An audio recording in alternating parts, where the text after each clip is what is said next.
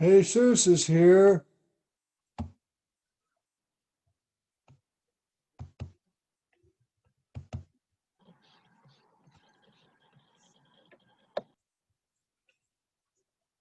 Boy, there's a glare right there.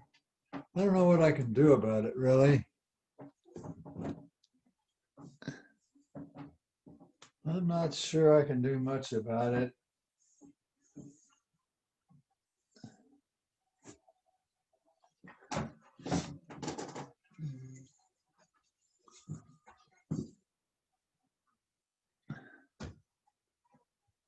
We might just have to live with that glare. I don't know. Oh, well, not the end of the world, I guess. Well, let's see who we got in our class today. We've got Taylor, Jesus, and Ashley. We have 2 minutes before class. Do you have any questions for me?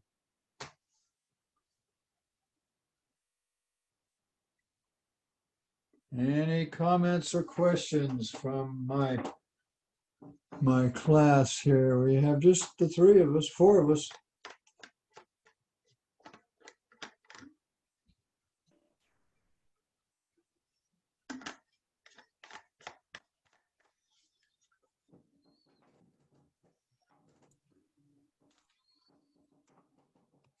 Well, okay. Looks like it's time for class. Let's just have a little short review here. Now we're studying something called it's actually called the mass moment of inertia. The reason why it's important is when you write Newton's second law for bodies that rotate, for solid bodies that can have a rotation, you get an equation like this.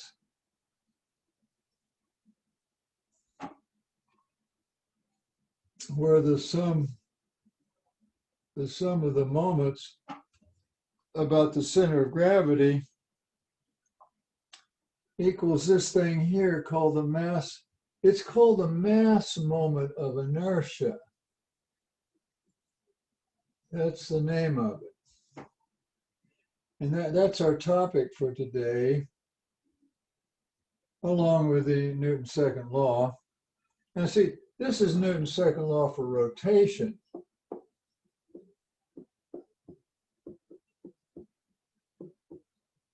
Now, if you have translation,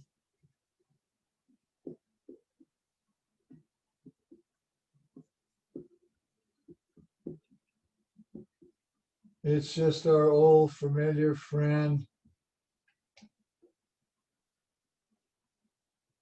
But see, if you have a solid body, you need the acceleration of the center of gravity, or the center of mass. This is actually a vector equation too. So Newton's second law, you got to have both of these. For a solid body, see, it could be translating and rotating. So if you think this is all there is to Newton's second law, no, that's not all there is. You've got to include the rotational version of Newton's second law to have a complete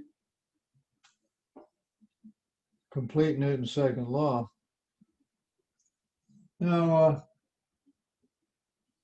this business here and this mass moment of inertia, that's what that is.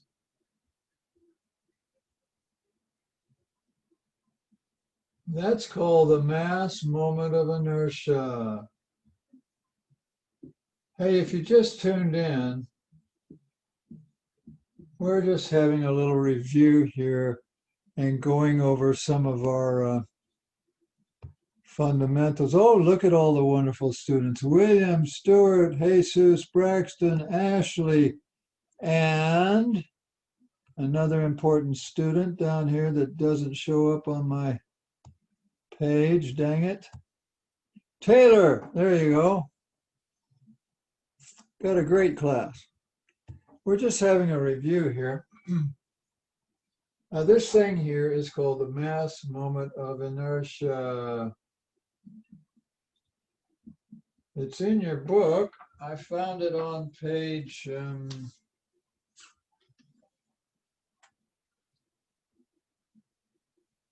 410. You can look it up. It's on page 410, and it's equal to this here.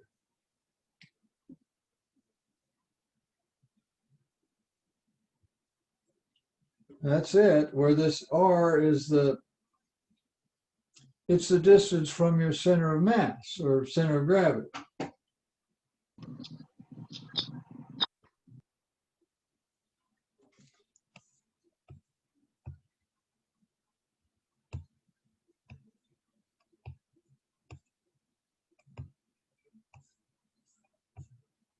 Okay, now another thing for review here is the parallel axis theorem.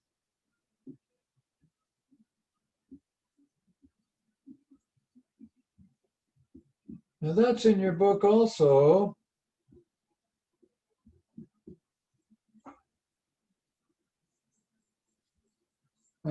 It's on page 414. You could look it up and read it. That wouldn't hurt you. And the way it goes is like this.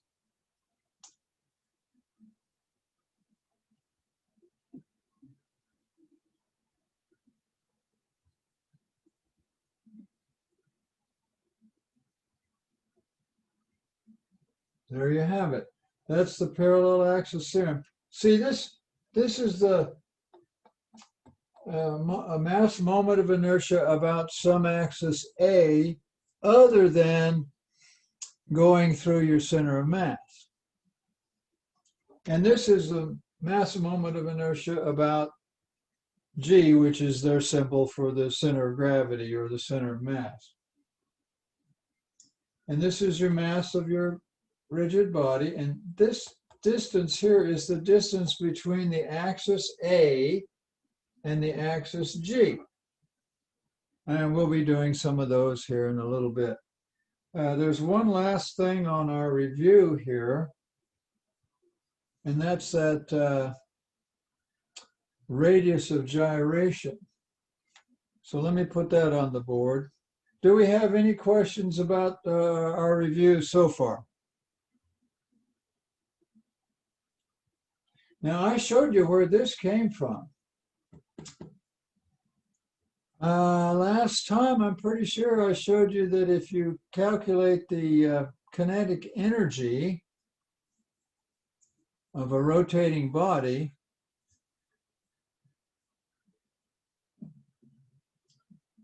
if it's pure rotation, what you get is 1/2 I omega squared, where I is precisely equal to this right here. I showed you that. You go back and read your notes from the last time or watch the video from the last time. The last little topic here is a thing called radius of gyration.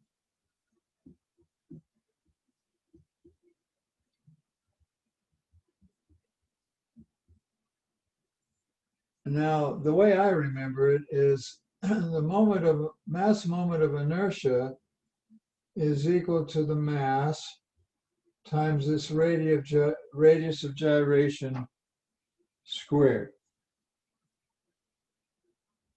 And that's in your book. Let me show you what page that is. You could look it up and read it.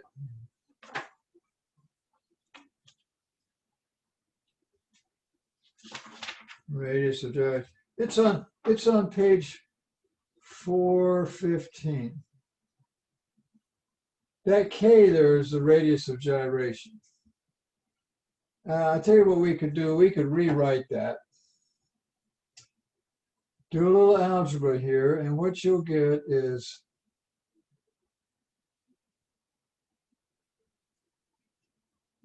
but you'd have to take the square root. there you go. The square root of your mass moment of inertia about your centroid or your center of gravity divided by your total mass. That is the definition. Here we go. 3 lines there. That's the definition of the radius of gyration. And if you go to look this up for different bodies, like you could have discs and rods and spheres, all kinds of different shapes. They'll either give you this, they'll give you the mass moment of inertia, or they'll give you the radius of gyration. It's just a way of expressing it.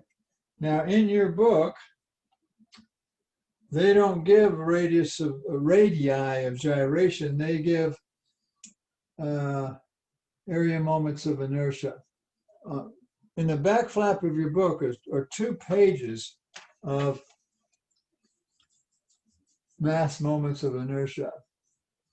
Okay, that concludes our review, and now we're going to work some problems. Are there any questions? Well, okay, let's work some problems then.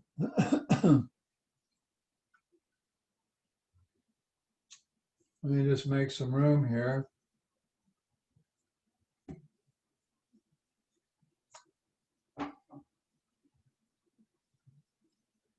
Now, the most important equation in this course is Newton's second law. And you've just been acquainted with the full version, not only translation, but rotation.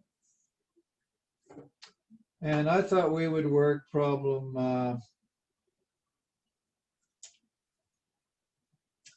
1711, if I can find it here. 1711.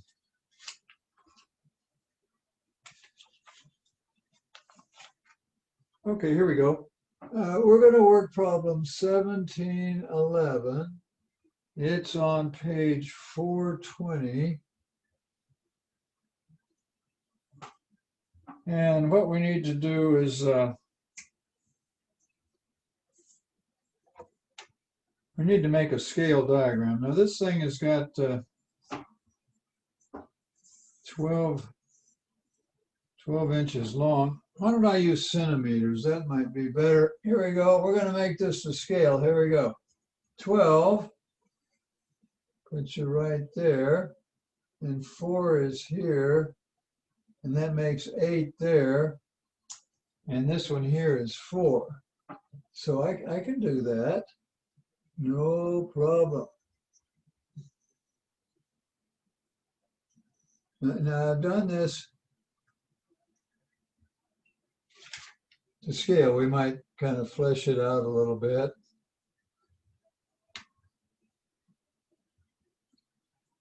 Here we go. Oops. Now they're going to spin this. Oh, I did it about the wrong spot there. Hey, just a second here. I want to do it right here.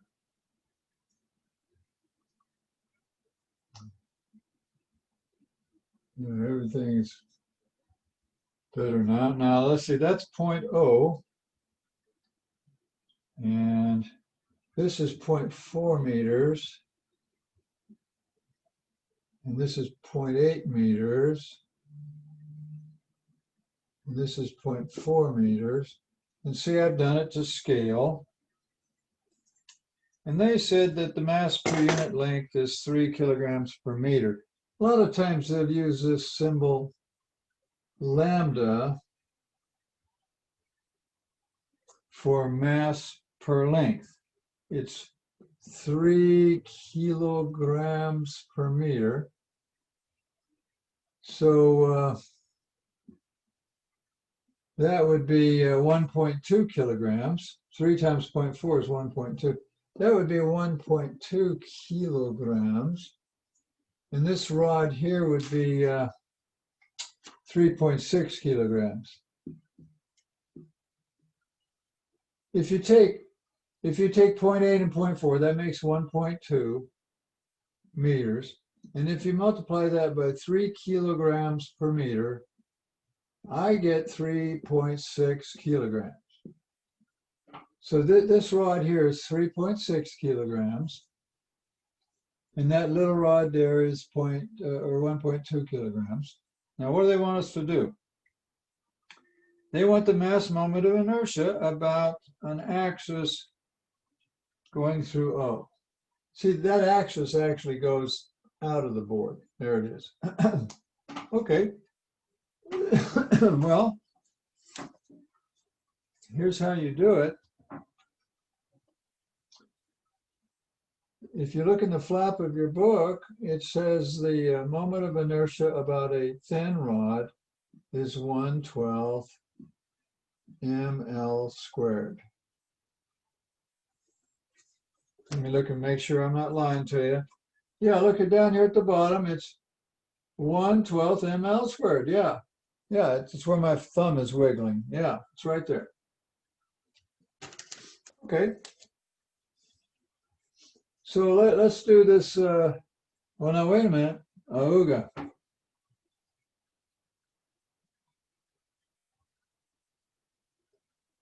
That's about the center of gravity. That's about, we're going to have to find the center of gravity of this thing, aren't we?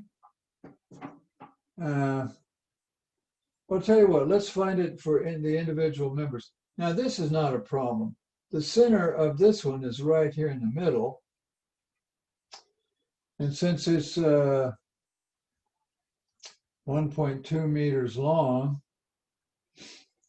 that distance from there to there is 0.6 meters. Okay. Of course, that distance would be 0.6 meters also.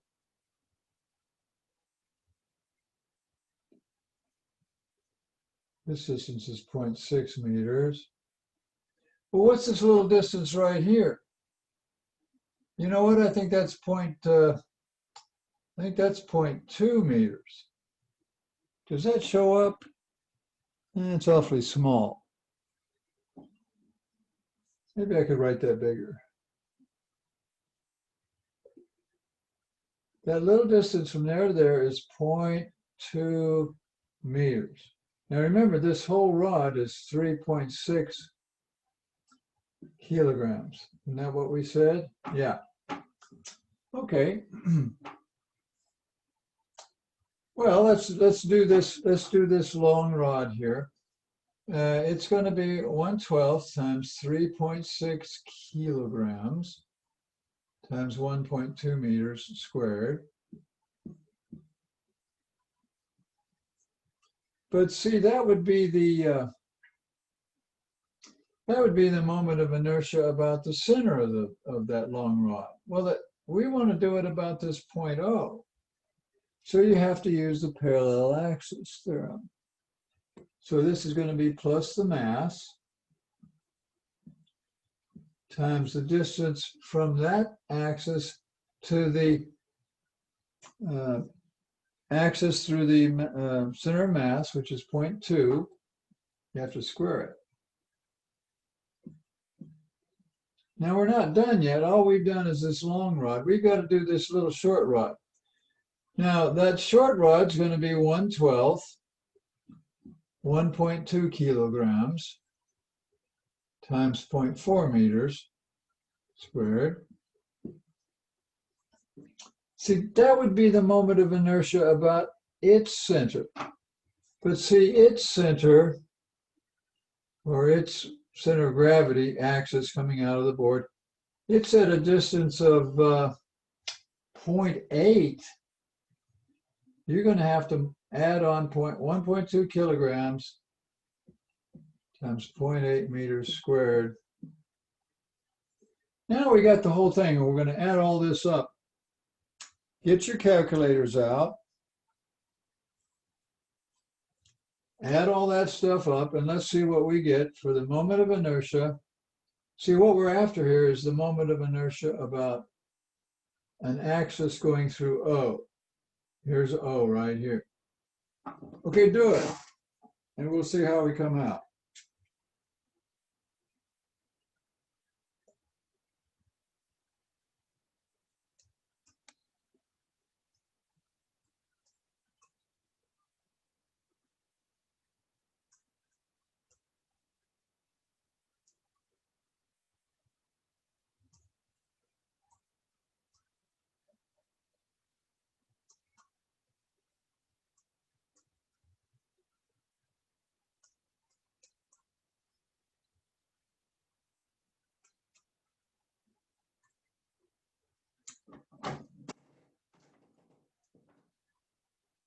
Well, I added all those up. I think I know what the area moment of inertia is. I mean, the mass moment of inertia for that kind of a T or a hammer-shaped object there through point O. Let me ask some of you guys. William, unmute and say hello to me. William, please. Hello. William, have you added all this stuff up and got the mass moment of inertia about point O? I have not quite yet. No, I had to go run and grab my calculator. Okay, well, let me go to somebody else. Work on that. Taylor, unmute and say hello for me, Taylor. Hello. Taylor, have you added all this stuff up? Yes, I did. What'd you get? 1.36. That's what I got. I got the mass moment of inertia about this axis going through O. See, put an axis through there. We're going to spin this whole thing about O. I got 1.36. Taylor, what are the units on that? Do you know what the units are?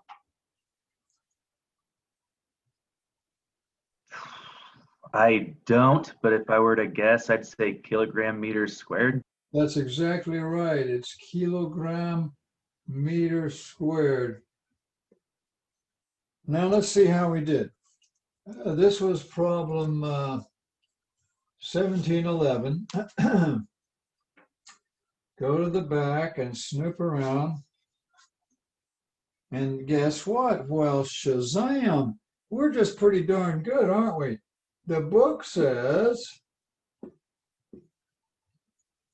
1.36 kilogram meters squared. That's what the answer book says. Excellent. Now, what we found is how difficult it is to spin this thing about point O. I think it would be fun, and we did the problem, we did it right. I think it would be fun, though, to find the center of gravity.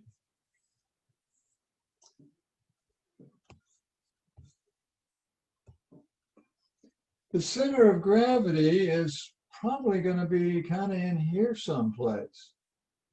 It's not going to be there. It's going to be, I'm talking about the whole thing. Let's see if we can find the center of gravity, or you could call it the center of mass. They happen to be at the same place. I need to tell you about those. There's actually 5 different kinds of centers. There's a center of area, center of length, center of mass, center of gravity, and center of volume. There's actually five different formulas. I'll write them for you here in a minute. But let's see if we can find it. Now, one way to do it,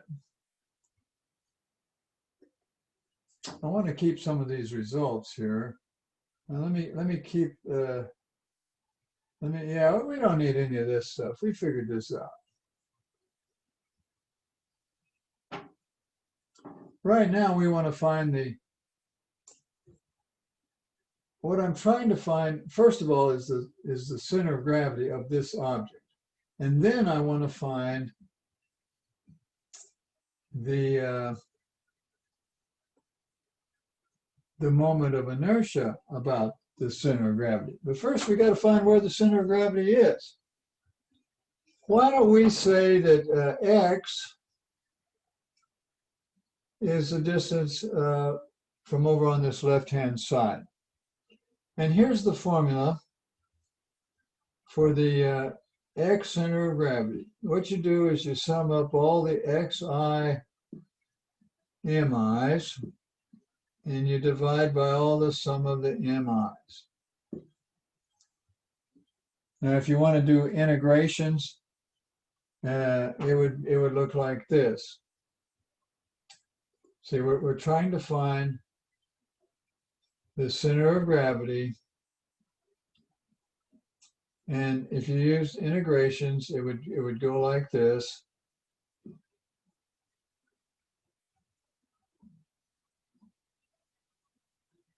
Like that. Okay. Well, let's do this little body here. Now it's sitting right at x is 0, so it'll be 0 times 1.2 kilograms. And then the center of this one, this is at 0.6 meters, so it would be 0.6 meters times 3.6 kilograms. And then you would divide by the total mass, which would be, well, I don't know, whatever 1.2 kilograms plus 3.6 kilograms is. I guess that's 4.8 kilograms. Okay, we're going to do that now. Here goes. We're going to find the center of gravity or the center of mass. Here goes. 1.2. Well, that's 0. That term is just 0. And you have 0.6 times 3.6, okay. Then you divide by the 4.8.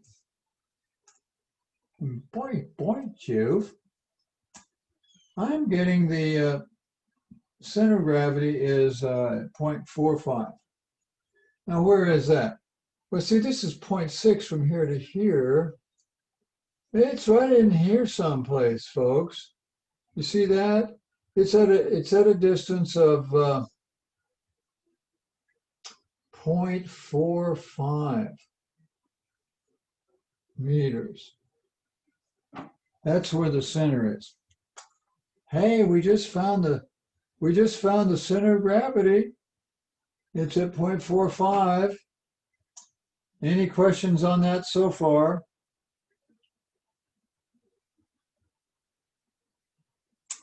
Okay, well let's find the moment of inertia about the center of gravity.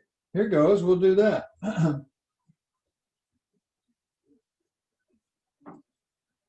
Oh, I hear it's raining. It's raining at my house. I hear a pitter-patter going on out there. We're going to find the center of gravity about for the whole thing now. Well, here we go again. Parallel axis theorem. We're going to go 1/12 times the 1.2 kilogram times the 0.4 meters squared plus. But now here, you got to find the distance from the center of gravity of this little rod to the 0.45. Well, that's 0.45. It's 0.45. Well, the mass is 1.2 kilograms times 0.45 meters squared. Here, let's get this stuff out of my way here. But now we're not done. We've got to do the long rod. Now the long rod will be 1/12, 3.6 kilograms. Yeah, that's showing up pretty good. Times it's 1.2, isn't it? 1.2 meters squared. See, that would be the moment of inertia about the long rod's center. But see, there's a distance between the center of the whole thing and the center of the long rod. And you know what it is? I believe it's I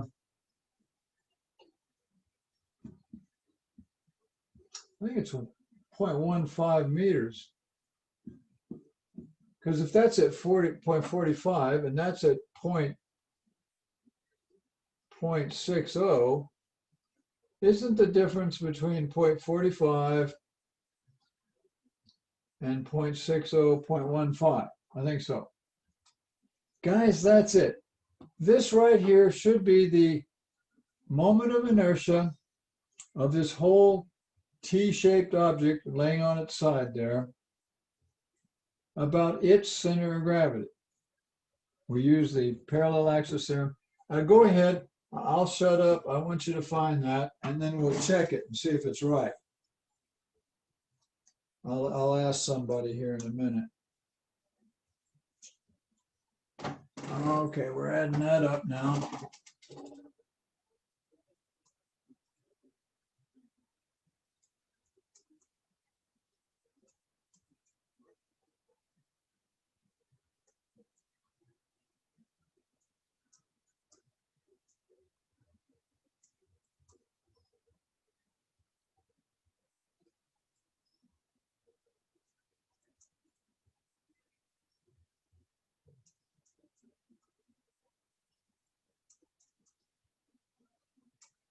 Well, I added all that stuff up and I found the moment of inertia for that whole body there. Let me go to my friend Stuart. Stuart, unmute and say hi, please, Stuart. Hello. Stuart, have you added all of this up yet? Yes. What'd you get? Got 0.772. Man, you guys are good. 0.772. What would be the units on that, Stuart? Kilogram meters squared. Good going. Kilogram meters squared. Now, they didn't ask us to do that. I'm just doing this with you guys for fun, okay? But here's a way you can check it. Now, the parallel axis theorem says the moment of inertia about any axis whatsoever, like O, for instance, is equal to the moment of inertia about the center of gravity of the whole thing plus the mass of the whole thing times the distance between this axis O and the center of gravity axis G squared. We haven't done this for the whole thing. If we do this and it works, well, then we must have done something right. Now, see, we know what this is. It's 1.36. We just did this. We think it's 0.772. We know the mass of the whole thing. The mass of the whole thing is 4.8 kilogram. And we know this distance between O and G. See, that's G there. And this is O here. That distance is 0.15. Okay, well, let's put in our numbers and see what happens. Here goes. I just need some room here. This is 1.36. We think this is 0.772. We think the total mass is 4.8. And we think the distance between those axes is 0.15 squared. Now we're going to put that in our calculator and see if it works. If it doesn't work, we've done something wrong. Okay, let's try it. 0.772 plus 4.8 times 0.15 squared. I didn't get that. Something bad happened. We've done something wrong. Let me do this again. 0.772 plus 4.8. That's the whole thing, isn't it? 4.8? Yeah. Times 0.15. 0.15 is the distance between 45 and 60. It should be 0.15. 0.15 squared. I didn't get that. We've done something wrong, guys. Shouldn't the distance from OG be 0.35? You could get a honking thank you point. Who am I talking to here? This is Braxton. Braxton. Braxton, the distance from O to G. Now, the G we think is right here at 0.45, right, Braxton? Mm-hmm. Now, isn't O at 0.6? Don't you have to go over 0.6 to get to the O? The O wasn't in the center of that first body. The 0.6 was the center of that body, and O is to the right of that, I believe. Oh, now whose voice was that? That was Taylor. Taylor and Braxton.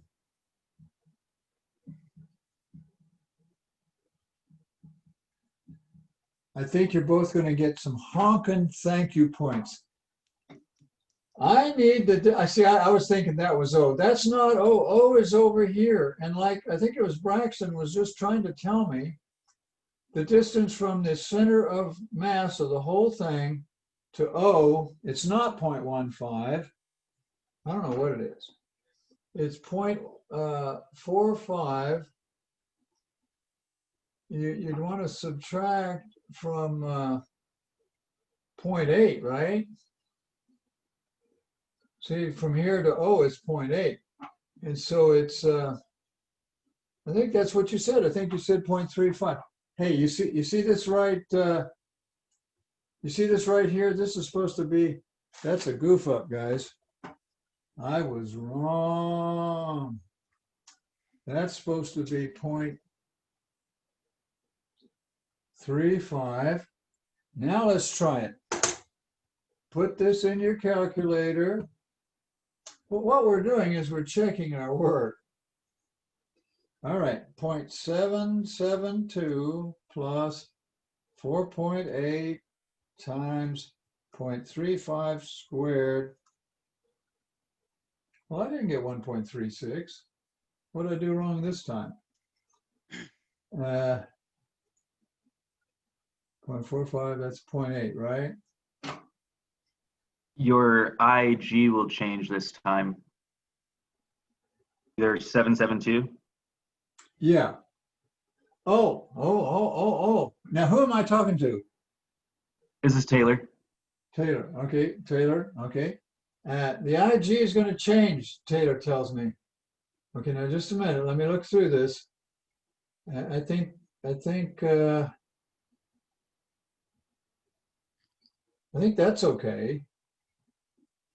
I think that's okay. Now, what about At this? the very end, there's a 0.15, and now it should be a 0.35.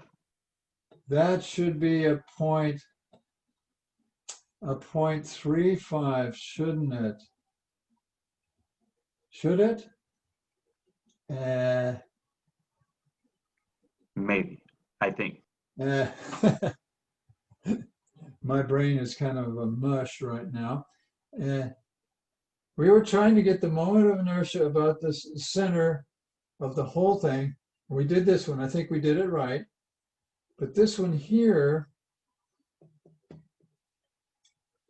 I was wrong because the center of inertia about the whole thing doesn't depend on the position of O. You're right. No, I think we did that right. I think that one's, I think the 0.772 is right. The 1.36, isn't that the answer in the back of the book? Yeah, we know that's right. And so before I give them their honking thank you points, let me see what happened. Hey guys, right now I'm confused. 4.8, that is the mass of the whole thing, isn't it? I think so. 3.6 and 1.2 make 4.8. That's good. And what we need is the distance between the center of gravity, the whole thing, and the center of gravity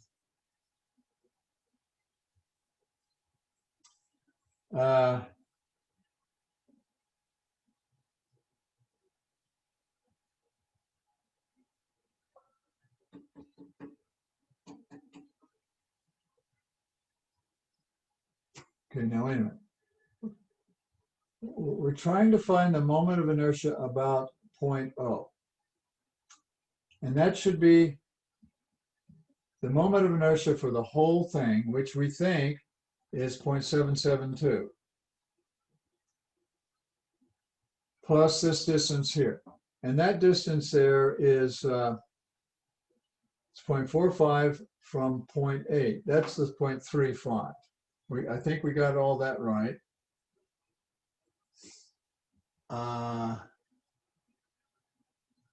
Did I square it? Let me do that again.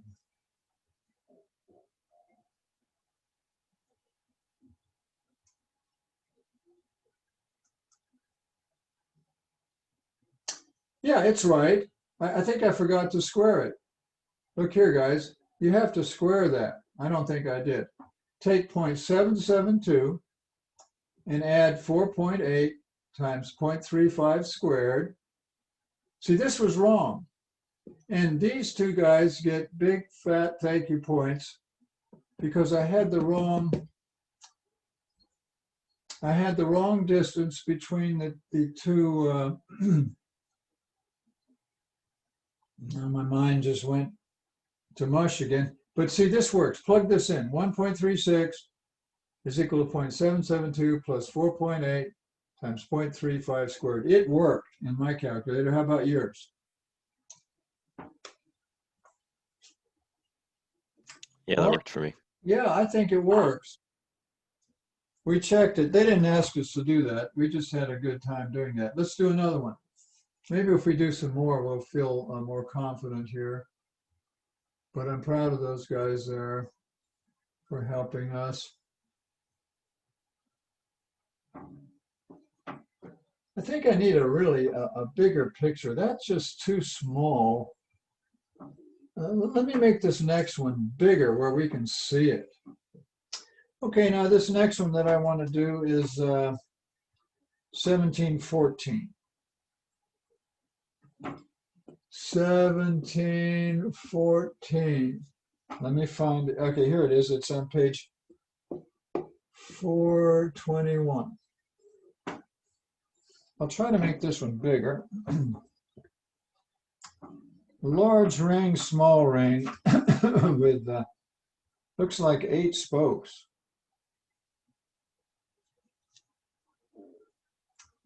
The large ring, small ring, and each of the spokes weigh 100 pounds. Okay, we have a large ring. We have a large ring. I guess it's made out of some kind of metal. What is the radius of it? It's 4 feet. And this large ring has a weight of 100 pounds. Now they have a small ring. See, this distance here,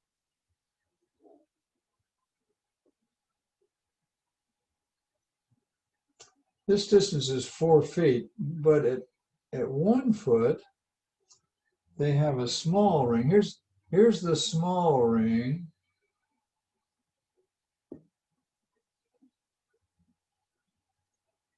There's the small ring, and how much does it weigh? Large ring, small ring, and each of the spokes weigh 100 pounds, 15. This is 15 pounds. The small ring is 15 pounds. And, okay, now I'm getting mixed up. The large ring, small ring, and each of the spokes weigh 100 pounds, 15 pounds, and 20 pounds. Okay, there's these spokes, but now wait a minute, the spokes are just 3 foot long, aren't they? And there's 8 of them. And how much are they? They're 20 pounds. There's 8 of them. Each one of these spokes is 20 pounds.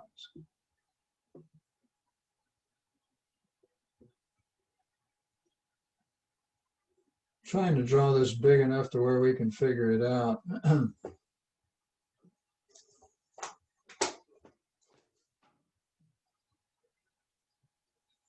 Now, what do they want us to do with all this? Let me read it. They want the mass moment of inertia about down here. See, this thing must be rolling along about point A. You know, this is point G right here. But we're supposed to find the mass moment of inertia about point A. Okay. Well, let's see if we can do that.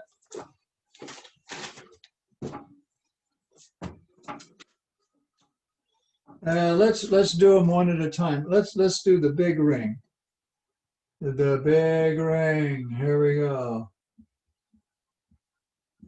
Well, we could just look it up in the back of the book. What does it say in the back of the book? I think it says mr squared. Okay.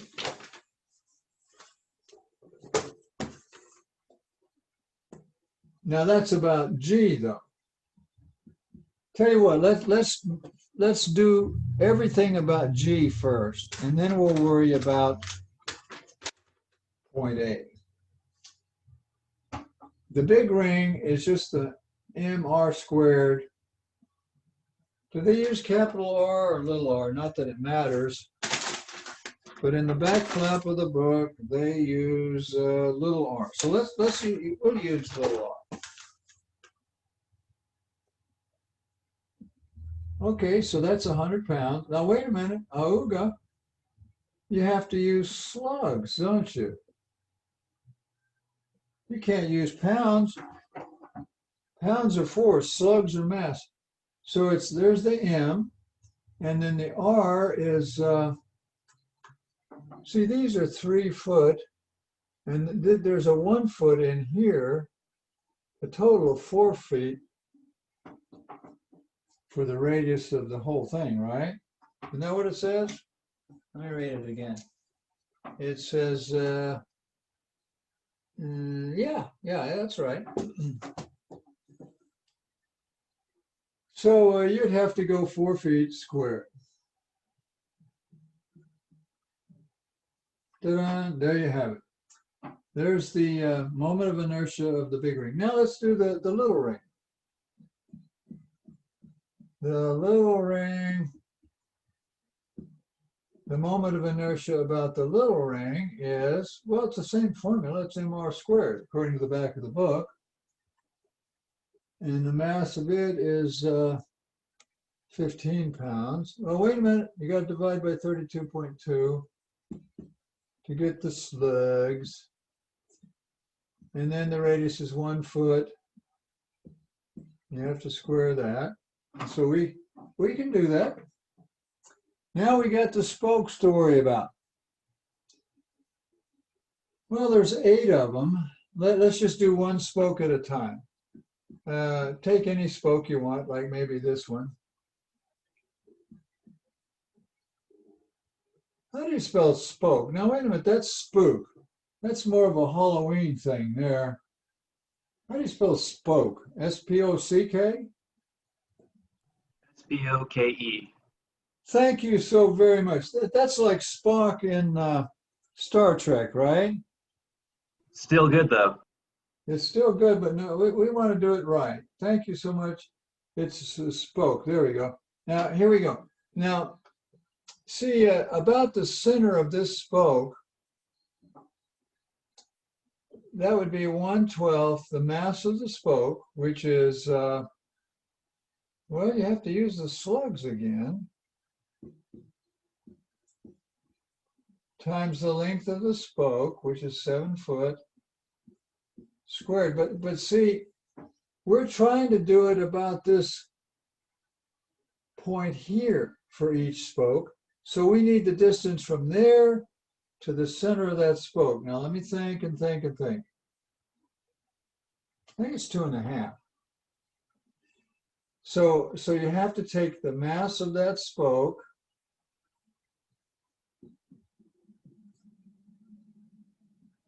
times 2.5 feet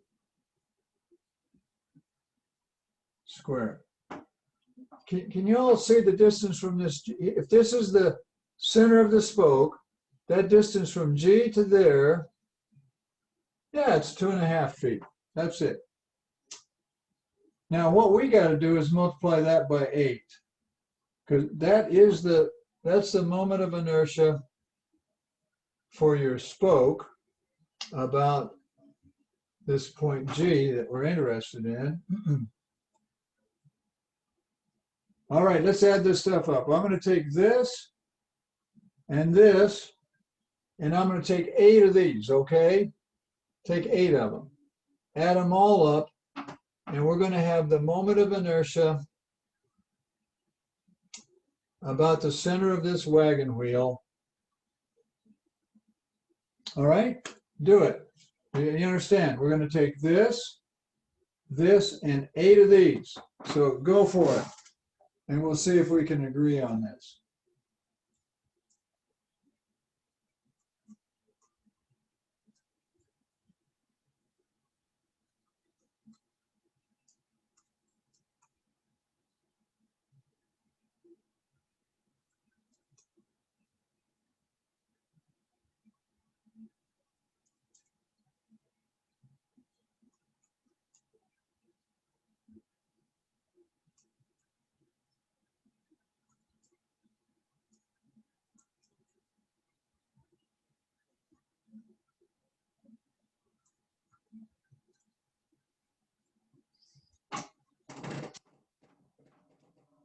Well, I got an answer. I don't know if it's right yet. We're going to find out here in a little bit. But I'm getting 84,938 slig feet squared. And I'm going to wait a minute and see if anybody gets that. I could be wrong.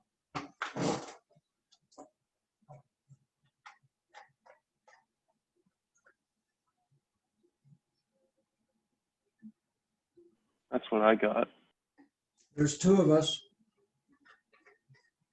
Don't forget, you have to take 8. You got to add all this stuff up and multiply all that by 8 because there's 8 spokes. I'm waiting for a couple more uh-huhs. Yeah, that's what I got too. That's, Got it. I bet that's it. I bet that's it. But now that's not what they wanted. They wanted the moment of inertia about point A. Okay. Well, we're going to make some room up here. There's some room right here. Not the moment of, yeah, we want the moment of inertia about point A. And according to this equation here,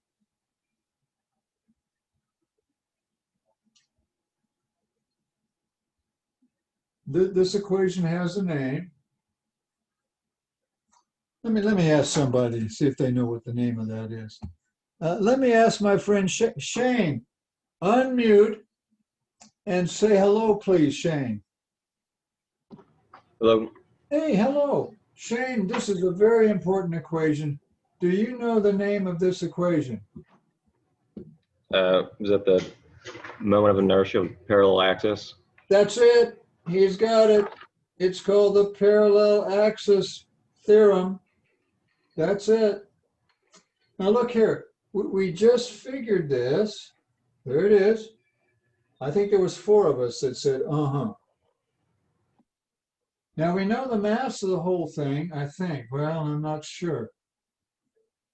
Let me think about this. You got here, let me add them up. You got 100 pounds. And you have 15 pounds for the little ring. And then you have 8 of those that are 20 pounds each. I think that's 160. The total is 275 pounds. But see, you can't use pounds. You have to use slugs. See, pounds is force. And this here is a mass. So I can tell you what it is. It'd be 275 divided by 32.2. Okay. Well, let me write that. Here we go. I can't erase those. Those guys there, they really came through for me. We don't erase people's honking thank you points. We sure don't. But there's room here. Now, what we want is the moment of inertia about this point A, and it's going to be 84.938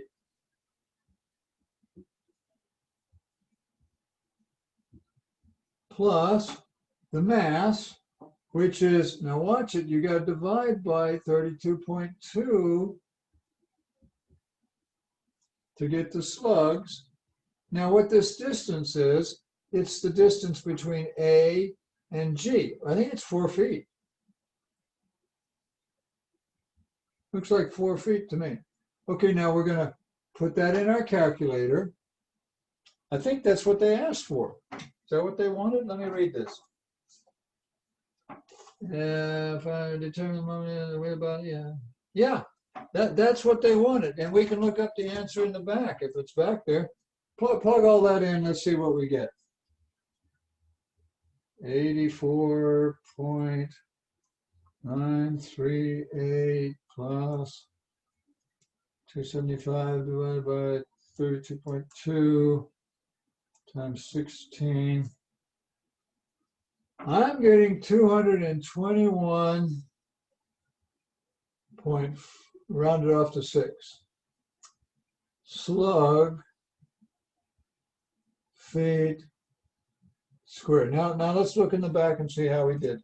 This was problem. We just did problem 1714. It's on page 421. And I'm going to see if they have an answer back here. 1714. And the answer book says 222 slug feet squared. The book says 222 slug feet squared. You know what they did? They rounded it off. I think we did it just fine, don't you? I think we did a good job on that. Good. I'm very happy with that. Is there any comments or questions on that?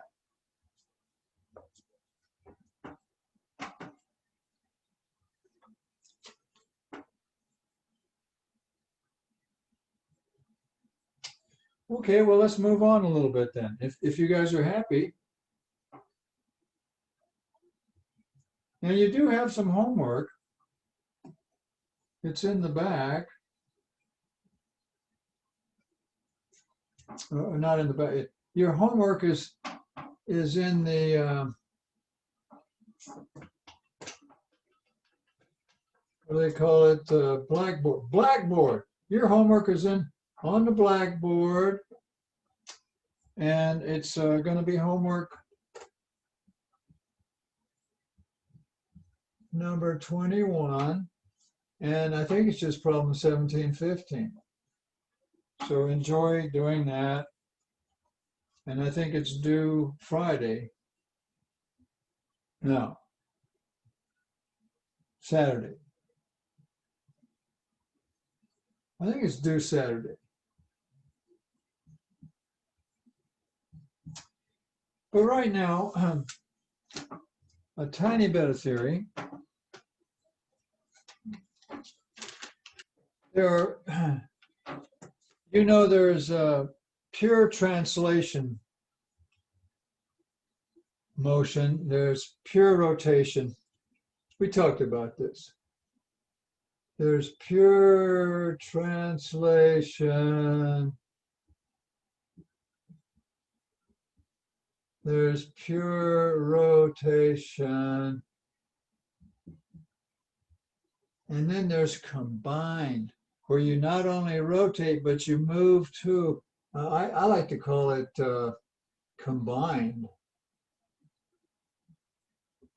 So there's 3 kinds of motion. Here they are, the 3 types of motion.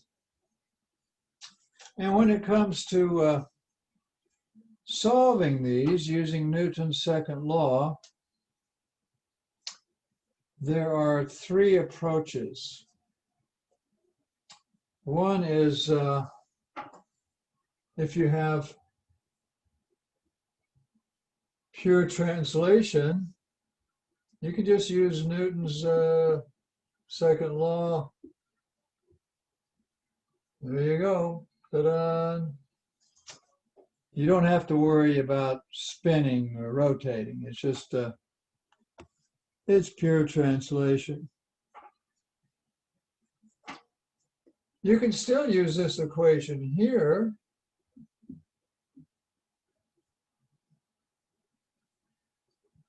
It's just that if you got pure translation, the alpha is going to be 0. It's not going to have an alpha. Well, I take that back. No,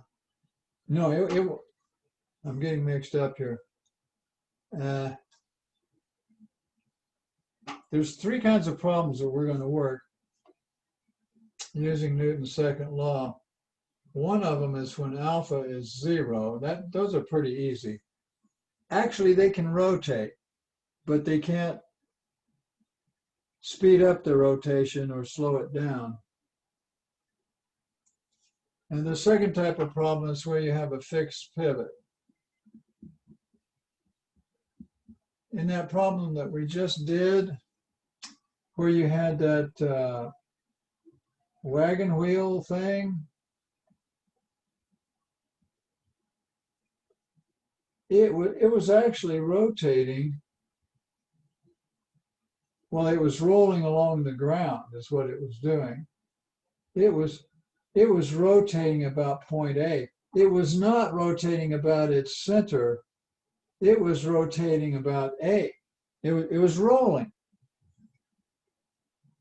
That in a way is a type of fixed pivot. It's really an ICZV, because as it rolls along, that A will change. It'll be over here someplace when the wheel is rotated over there.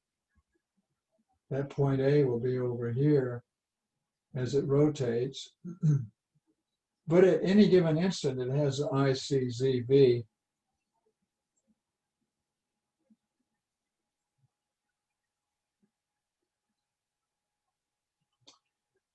Actually, I would prefer if we did that here, the ICZV,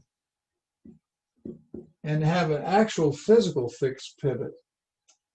That would be a problem where you had like a rod like this, and you have an actual physical fixed pivot, and the rod is rotating about it. So there's really 3 kinds of three kinds of problems dealing with Newton's second law.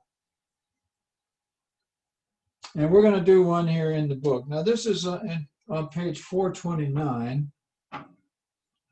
That might not have made a lick of sense, but we'll make sense out of it.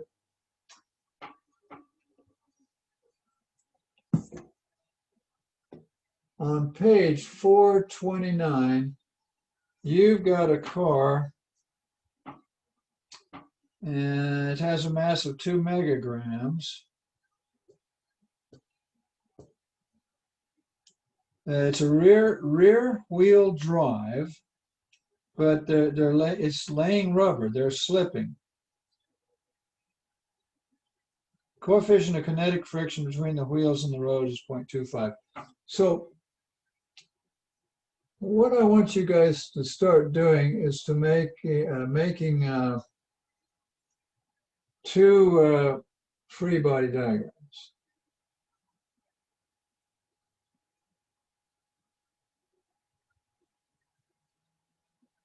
That's pretty pathetic looking, I know.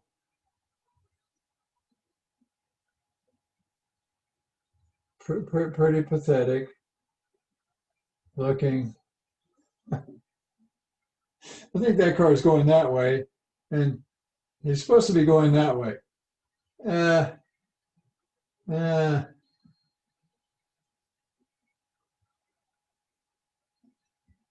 that's a little better. Maybe.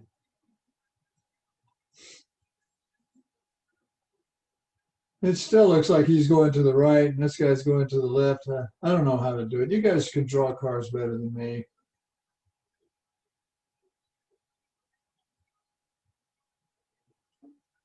Okay, now here's the deal.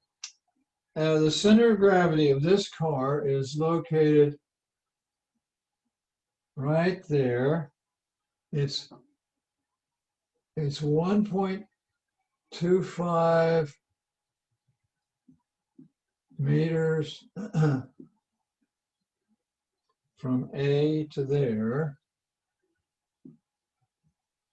and 0.75 meters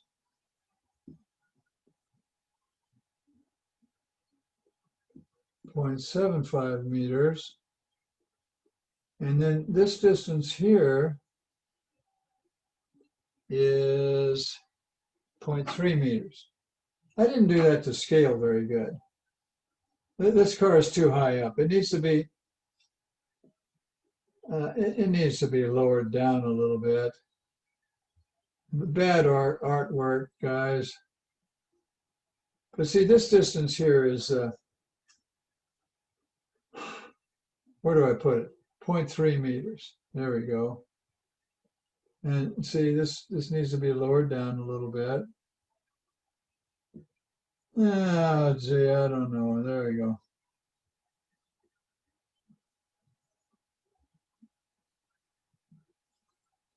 There's your center of gravity of your car. He's trying to go that way. See him? Car's going that way. Now, I'd like you to make two diagrams. One diagram is where you have your actual forces.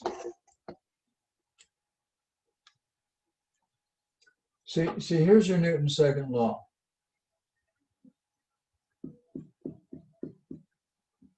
That's your linear version.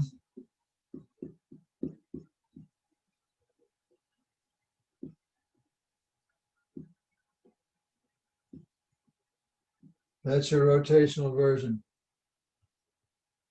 This is where you have your actual forces. Now, they said it's rear wheel drive, so you have to have friction acting on the car that way. Now, the tires are putting a force to the right on the road, but we're putting the force from on the road, no, of the road on the car, and it's going to the left. The car is going to go that way. And it's going to have a normal force at A and a normal force at B. Normal force at A, normal force at B. And it's going to have a weight, an mg force. So there's all the red stuff. Now on this one here, those are actual forces. These are called kinetic forces. See, here's your MA. MA is called a kinetic force.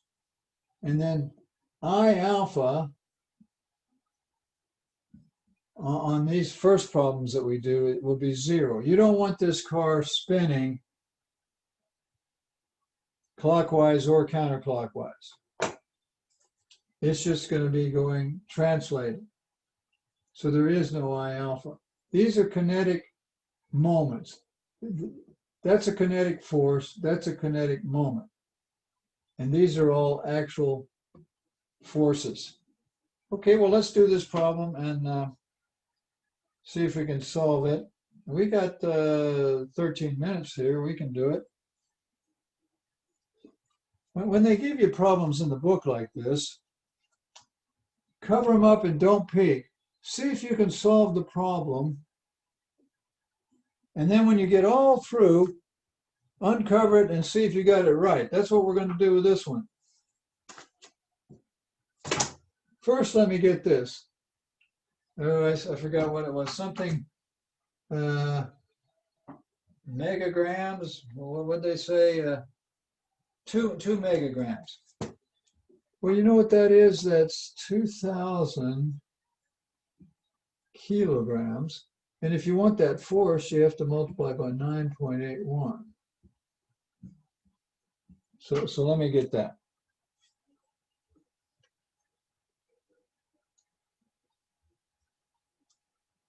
I'm getting 19,620 newtons. That's your mg. Okay. Well, let's write the sum of the forces in the y direction. In the y direction, there's 0 because the car doesn't accelerate in the y direction.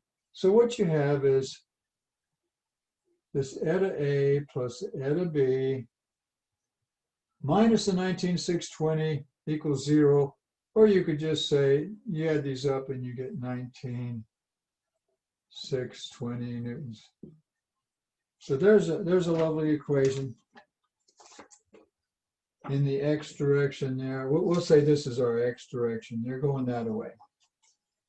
Okay, now let's do the, no, that's in the y direction. Now we're going to do the sum of the forces in the x direction. Well, all you got is this friction, and they said the coefficient is 0.25. Is that what they said? Let me read it here. Yeah. So it's 0.25 eta B, that's it, equals the mass, which is 2,000 kilograms times the acceleration. Well, there's your Newton's second law in the x direction. Now, unfortunately, we got 3 unknowns here. We have the normal at A, the normal at B, and the acceleration of the car. We don't know any of them. But we have another equation that goes like this. Now, on these first kind of problems we're doing, alpha is 0. This car is not spinning clockwise or counterclockwise. So it will be 0 for these first kind of problems that we're doing. There's 3 types of rigid body general motion problems. This is the easiest. Now the moment's about G. This is G right here. This force doesn't give you a moment, but that one does, and it's negative eta A times 1.25 meters. This one's a positive eta B times 0.75 meters. And this is a negative 0.25 eta B times 0.3 meters equals 0. Now, let me ask some of my students, how come this moment is negative? And let me go to my friend, Mark. Mark, unmute and say hello, please. Unmute and say hello, Mark. Hello. Hello. Mark, this is a moment. It's this force, this eta A, and it's acting at 1.25 meters from G. How come it's negative? Because it would cause a clockwise rotation. He's got it. He understands it's clockwise. This one's positive because it's counterclockwise. And Mark, this one is negative because it's clockwise. Yes, sir. Okay. Good, excellent. Well, now let's see what we got now. We've got this equation here.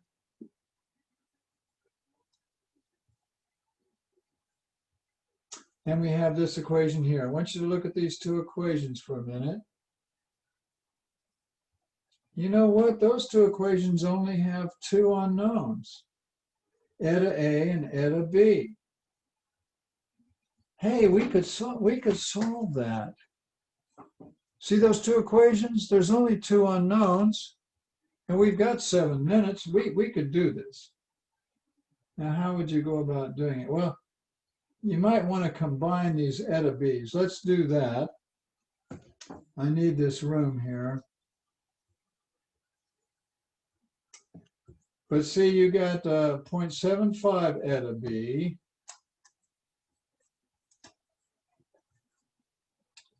And you have a minus 0.25 times 0.3 eta B. Let me do that. 0.75 minus 0.25 times 0.3.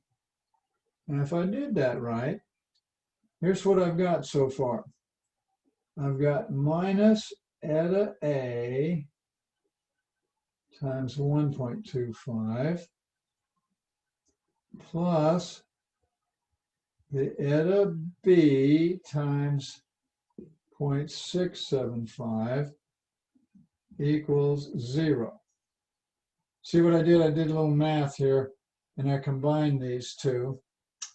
And now, I don't need this equation anymore. Let me just get rid of it. Now I've got two equations and two unknowns. See them here, look. Two equations and two unknowns. So what do? I don't know.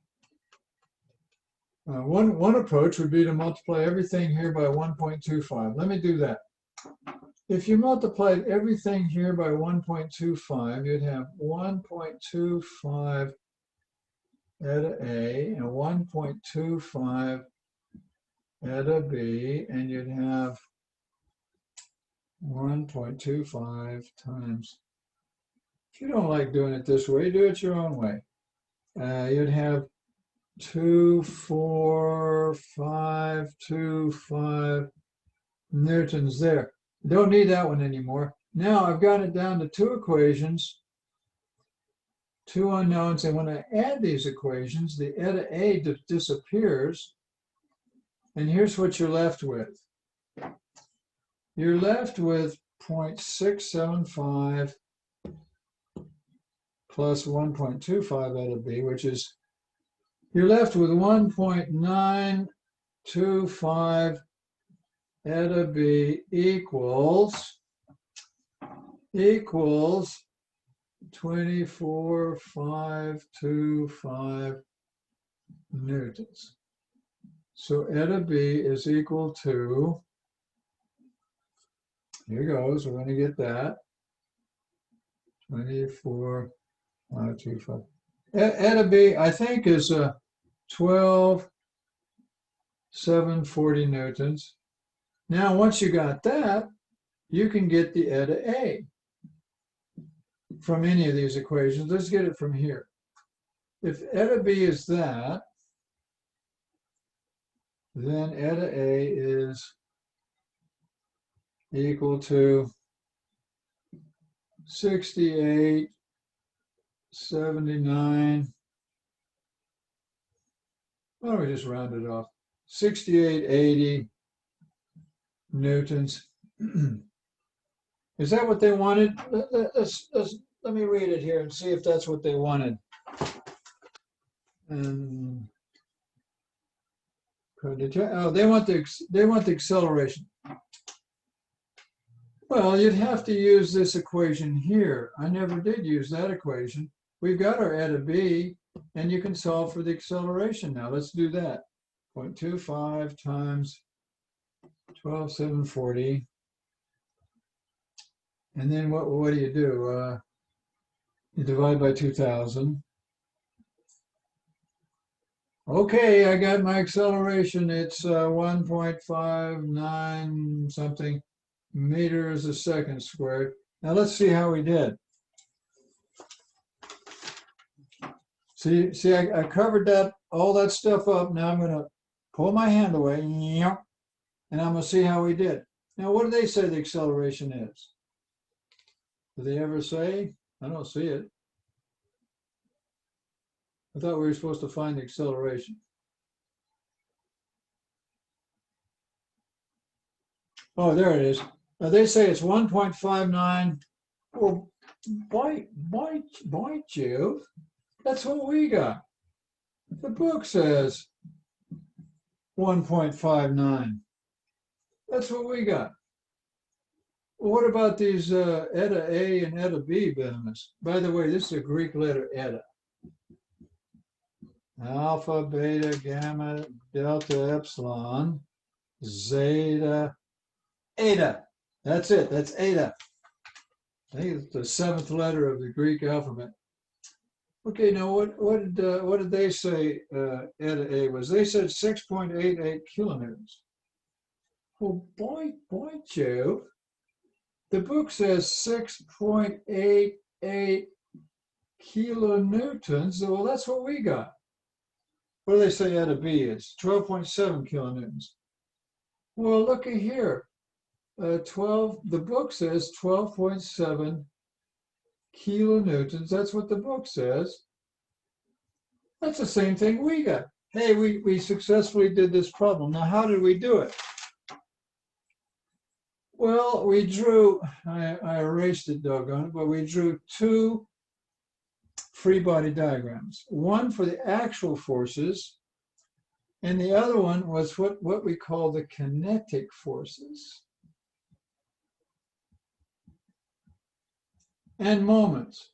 You can also have kinetic moments. And then we put in all the red stuff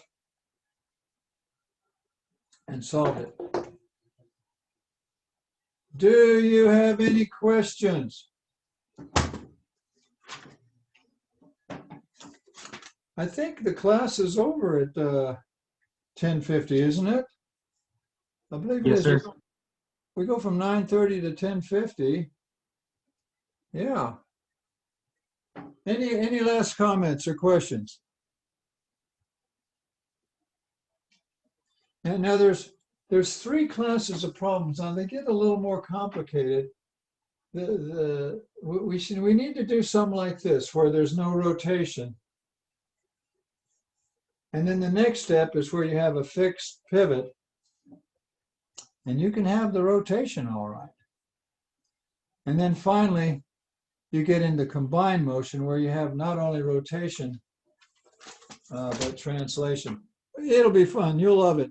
Okay, here's your last chance to speak up. I'm going to push this red button here in about 3 seconds. Anybody have a comment? Okay, well, go enjoy your homework, and I will see you next Monday at 9. No. Yeah, Monday at 9:30. Yeah, see you then. Bye-bye, students.